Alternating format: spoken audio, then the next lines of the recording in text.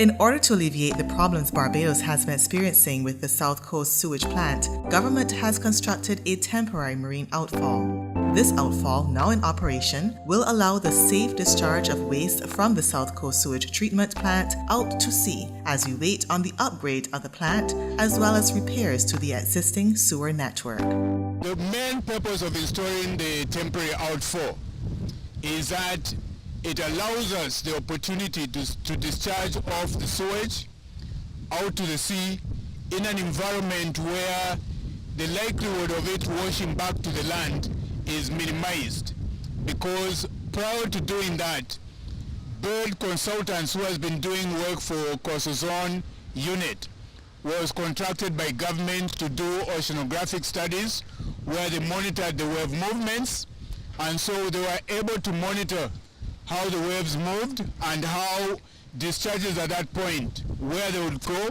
and the potential impact on the coast.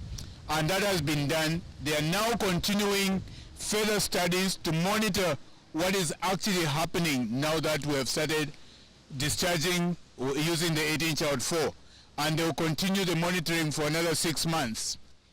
And the additional data that they collect out of that will be used in designing the permanent outfall, which is being considered when in conjunction with the upgrading of the Bridgetown sewage treatment, South Coast sewage treatment plant to tertiary level. Baird Consultants advise on the alignment and installation of the outfall to minimize any impacts to marine ecosystems and turtle nesting areas. There are several healthy reefs off of Worthing Beach that we're looking to protect. So we're going out in a direction where we will minimize any impact on the reefs and of course minimize any public health impacts on the beaches. Stantec Consulting Caribbean Limited provided engineering advice and supervised the implementation of each phase. There's going to be due diligence of the whole process with contracts prepared, and it's open book policy. The cost is evaluated and we will scrutinize it and certify payments as appropriate.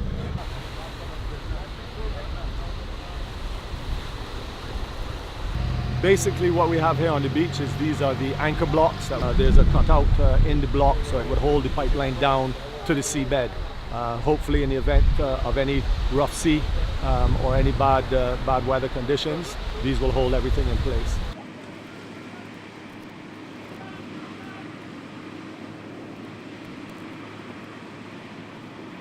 The temporary outfall actually consisted of two parts.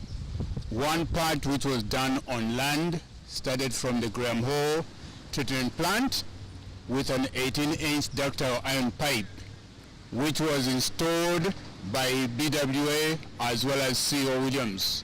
C.O. Williams was contracted to cut the trench, and the BWA personnel put in the pipe. That would have come down around the swamp, around what they call the Southern Canal, right up to the highway. The last 15 meters, which is about 45 feet, was actually drilled. We had 3-inch holes that were drilled on it, so that when the sewage reached the end, it was not discharging at the end of the pipe. Rather, it was diffusing out through those holes.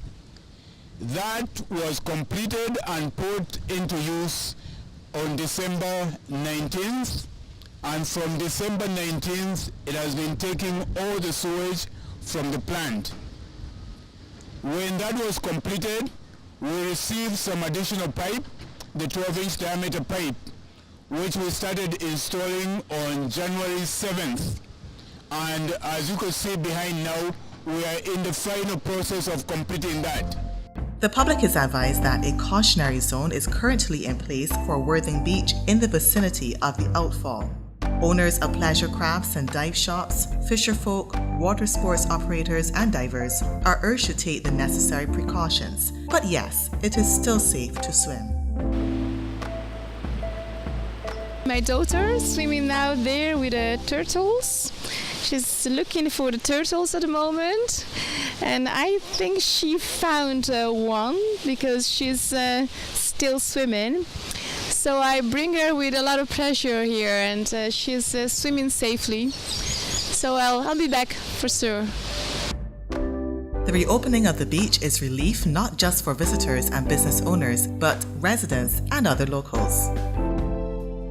Well, my family connection to this beach goes way, way back from when I was a teenager to when I had my children. And we all used to come down here and line with the little ones on this beach. They had a big gang of them, and they used to have so much fun on this beach. And so, of course, over the years, there's been a great attachment. And when this whole thing came up with the sewage, it wasn't only the tourists that were affected. I think it was a lot of the local people as well who used to use the beach. And so now we're overjoyed that they have been able to get it back on track.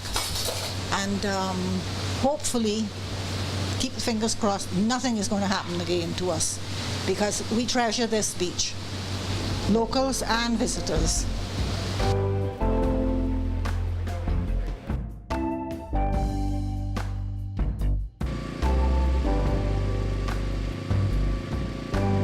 At the moment, I'm just happy that it's open. We're moving forward. It's 2019. I don't know if you can see what's out there. It's absolutely beautiful. I think it's best to put the past behind us. We've had a hard 6 or 7 months, but it's best to look forward. This is a very important beach to tourism. We have a Sunday product that brings lots of tourists to this little place. And now that the beach is open and we have beautiful water again, I'm just happy. I know they were trying with the sleeving and it didn't work. And as soon as that didn't work, they put the pipe out. I mean, I know people are complaining, but you just got to move forward, right? It's 2019. Put your front foot forward and let's go. Michael O'Dowd has been a vendor on Worthing Beach for 21 years, and even though his business takes off from Boxing Day through to All Year's Night every year, this was not the case for 2018. He, however, remains optimistic.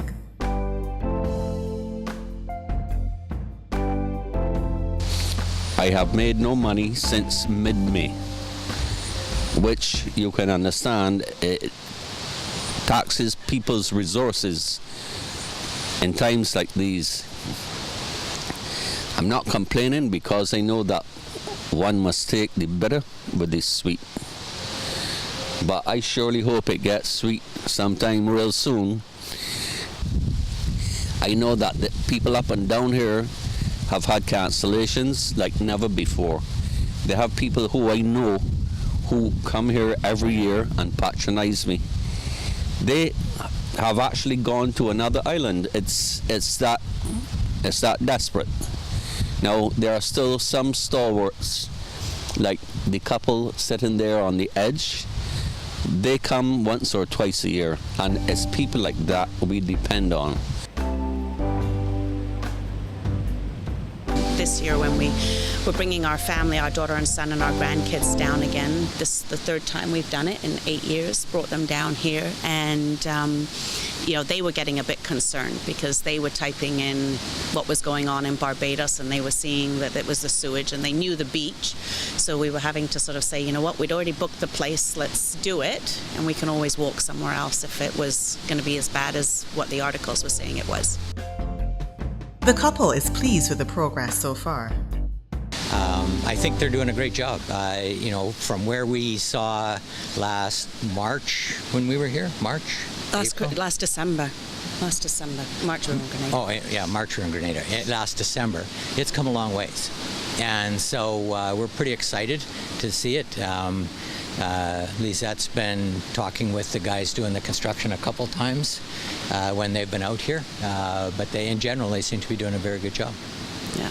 I think the thing too is that it would have been nice if it would have been done for Christmas, which is what the articles kept saying in the newspapers, that they hope to have it done before the holiday season started.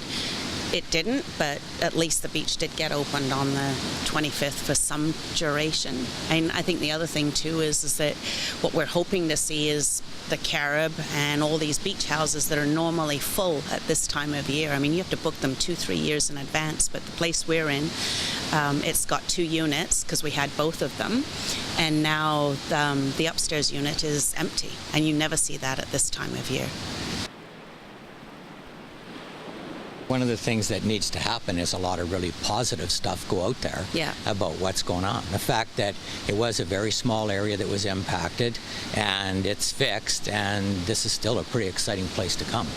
It sure beats the snow in Canada, definitely. And so, this is pretty exciting. We're coming back in March. We already booked our tickets. We've already booked our tickets, so yeah.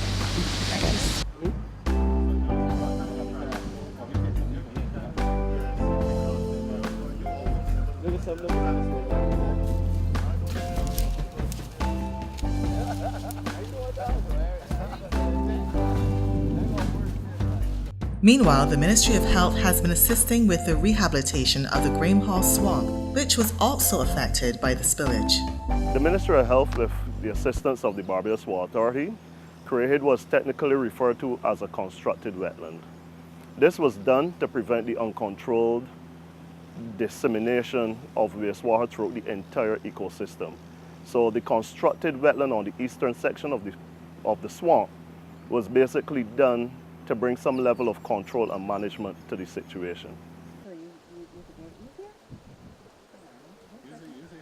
This was necessary because wastewater is high in organic nutrients, and organic nutrients going into an aquatic ecosystem creates a very large source of food for aerobic microorganisms.